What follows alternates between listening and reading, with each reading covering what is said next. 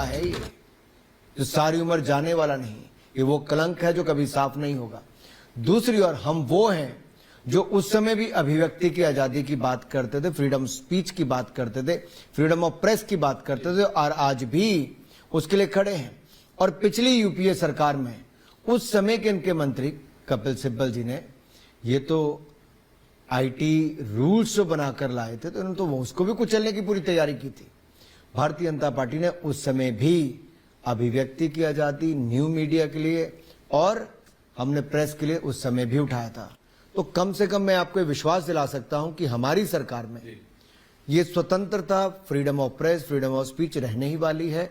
और लोकतंत्र की यही तो खासियत है कि आप चाहें तो किसी के बारे में भी अपनी बात, किसी विचारधारा से आप सहमत ना हो तो भी आप कर सकते हैं। आपने कहा इलेक्शन बदल गए हैं, विपक्ष भी कहता है इलेक्शन बदल गए हैं। वो कहता है लेकिन इलेक्शन इसलिए बदल गए हैं, वो हर एक इंस्टीट्यूशन के ऊपर, चाहे वो इलेक्शन कमीशन हो, चाहे वो मतलब एजेंसीज हो, एजेंसीज पे आएंगे, लेकिन क्योंकि अभी इलेक्शन की बात हो रही है तो वो इलेक्शन कमीशन के ऊपर भी वो सवाल उठाते हैं। कल मैं देख रहा था पंजाब के राजा वड़िंग, वो कह रहे थे भाई इलेक्शन कमीशन के पास जाने की भी क्या जरूरत है, बीजेपी की डेलीगेशन को बुला लें, भाई सब कुछ उन्हीं का तो है। So what they are trying to say is mister minister that everyone is subservient to you. They are saying that is what has changed in elections, that all of these agencies now work for you, for the BJP, I mean. What could be more unfortunate than this, when a party who has been in power for more than 6 decades is leveling these kind of allegations on the constitutional authorities, on these constitutional institutions, which raises a lot of question mark whether they have already accepted the defeat before the election. क्या चुनाव से पहले हार मान ले ही? Again, they have blamed the EVMs when they win the election. But they've started. Then they're very happy with the election results. Then they say it is because of Rahul Gandhi, and if they lose, it is because of EVM. Now people know this. The opposition alliance, which is the Indie alliance, they don't have a leader, they don't have an ideology, and they are not clean as far as all those leaders on one platform is concerned. Most of them are corrupt. It's an alliance of corrupt people came together on one platform. ये ठगबंधन है, भ्रष्ट लोगों को एक मंच पर आकर केवल चोर चोर मुसेरे भाई एक दूसरे के लिए आवाज उठाई। नहीं, it's an alliance of desperation, ये तो मैं आपकी मानता हूं। जब आप कहते हैं, मैं आपको उदाहरण देना चाहता हूं ऐश्वर्या जी इसके ऊपर। क्या अलायंस है आप मुझे बताइए। आपने पंजाब की बात की, आप पूछिए पंजाब के कांग्रेस के अध्यक्ष से। जब भगवंत मान पंजाब के मुख्यमंत्री पंजाब की विधानसभा में पूरी कांग्रेस को एक तरह से आरोप लगा के कहते हैं भ्रष्टाचार है, उनको नंगा करता है, और कहते हैं इनके साथ हम गठबंधन नहीं कर सकते, कांग्रेस भ्रष्टाचारी है। लेकिन दिल्ली में करते हैं, आप गठबंधन कर लेते हो। तो सवाल ये खड़ा होता है कि वहां तृणमूल पार्टी आपको एक सीट नहीं देती, ना कांग्रेस को ना कम्युनिस्ट को देती है, लेकिन आप जाते हो वापस कहां पर? केरल में। राहुल गांधी जी अब उत्तर प्रदेश जहां 80 सीटें लड़ नहीं सकते, उस राज्य को छोड़कर चले गए, लेकिन वहां पर आपको सपोर्ट कौन करता है? एक ऐसे जिनके ऊपर आतंकवाद, अलगाववाद के समर्थन का आरोप लगता है, एसडीपीआई जैसी संस्थाएं आपको समर्थन करती। तो देश में आप क्या वोट लेने के लिए आओगे?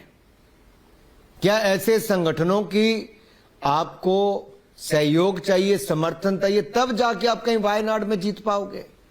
ये क्या स्थिति होगी आज कांग्रेस पार्टी की? और आम आदमी पार्टी तो वो है जिसके ऊपर खुले तौर पर आरोप लगे कि पंजाब के चुनाव से पहले जिन्होंने शराब घोटाला भी किया और ऐसी देश विरोधी ताकतों के साथ हाथ भी मिलाया जो देश की सुरक्षा की दृष्टि से अच्छा नहीं है। और एक बॉर्डर स्टेट में होता है तो आप कल्पना कीजिए, पंजाब में कभी बम धमाके करने वालों के साथ अगर इनके चित्र छपते हैं, इनकी गठबंधन की बात आती है और बाहर बैठा कोई व्यक्ति आरोप लगाता है, तो party denies that, Anurag ji. तो देखिए, कहा किसने? वो लोग जो इनका समर्थन करते हैं। और मुझे दूसरी बात बताइए, इनके सांसद विदेश में जाते हैं, ऐसे लोगों से मिलते हैं जो भारत विरोधी बातें करते हैं। दैट्स ऑन रिकॉर्ड, बिल्कुल करते। तो फोटो तो झूठ नहीं बोल सकती। और सपोजिटली जो मिले हैं, क्या मजबूरी थी कि भारत विरोधियों से मिलना जरूरी था? ये एक के बाद दूसरा ये जो चेहरा बेनकाब इनका गठबंधन का हो रहा है कि चुनाव के लिए किसी भी स्तर तक गिर जाएंगे। मेरा दूसरा सवाल आपके माध्यम से विपक्ष के लिए रहेगा। अरविंद केजरीवाल जी रामलीला मैदान में एक रैली करते थे, आंदोलन करते थे और कहते थे भ्रष्ट कांग्रेस को हटाओ। फिर उन्होंने वहां पर कहा था मेरी भ्रष्टाचार के खिलाफ जंग है, इंडिया अगेंस्ट करप्शन। आज क्या है? पूरी की पूरी पार्टी भ्रष्टाचार में दबी हुई है, जिनके सहयोगी सारे भ्रष्ट हैं। कल तक कहते थे सोनिया गांधी जी को जेल में डालो, 2 दिन इंटेरोगेट करो, सब सच बाहर आएगा। आज उन्हीं से हाथ मिलाया। आप इनका पुराना वीडियो निकाल के दिखाइए ना।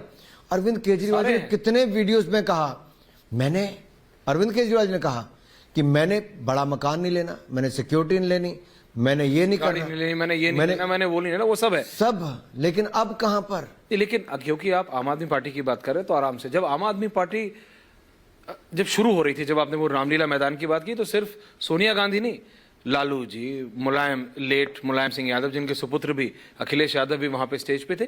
तो ये सारी पार्टीज के जितने भी थे, फारूक अब्दुल्ला से लेके कन्नी मोई, 85% से 90% लोगों को अरविंद केजरीवाल जेल भेजना चाहते थे जब वो रामलीला मैदान में थे।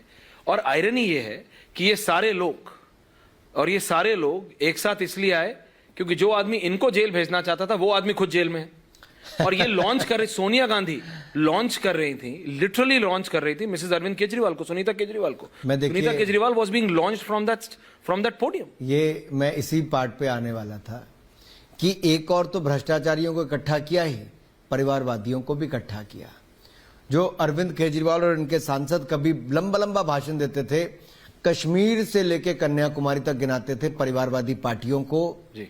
आज उनकी अपनी पार्टी में राबड़ी देवी 2.0 लॉन्च करने की बात आनी शुरू हो गई। But it's still not done. But it's still not official. क्या So they still have an alibi. They say we are not doing it. Sanjay Singh is out on bail. You never know. Your fellow MP. देखिए, मैं इतना ही कहूंगा कि अब पूरी आम आदमी पार्टी में एक नेता नहीं बचा था अरविंद केजरीवाल जी का पत्र पढ़ने के लिए। Point take. और वो पत्र पढ़ा, वो गारंटियां दी जो सबको चर्चा किए बिना ही अकेले ने कर दी। Mr. Minister, from the Chief Minister's chair in the office. इसलिए मैं कह रहा हूं कि देखिए, लोकतंत्र का मजाक और धज्जियां उड़ाना इन लोगों से सीखिए। लेकिन ऐश्वर्या जी, बड़ा दुर्भाग्य है, बहुत पीड़ा होती है कि जब मैं दिल्ली की जनता को ठगा हुआ महसूस करता हूं। क्या क्या उनको आश्वासन दिए थे, क्या क्या बड़ी बातें की थी। आज दिल्ली की जनता अपने आप को कहां सोचती है? उन्होंने विकास के नाम पर तो ठगा ही कि स्कूल बनाएंगे, अस्पताल बनाएंगे, फलां करेंगे, कुछ नहीं किया। यमुना जी को साफ करेंगे, कुछ नहीं किया। वो तो झूठे ही वादे पड़े। लेकिन जो भ्रष्टाचार मुक्त शासन देने की बात कही थी, आज कहां दबे हुए नजर आते हैं। जहां स्वराज की बात करते थे, आज वहां शराब की बात आती है। ये फर्क है। फ्री पानी से फ्री शराब तक तो पहुंच गए, लेकिन मैं आपका दुख समझता हूं, बीजेपी के दिल्ली यूनिट का तो दुख समझता हूं। नहीं, मेरा नहीं जी, दिल्ली की जनता का दुख है। नहीं, पर अगर इतना दुख होता तो 3 बार बीजेपी की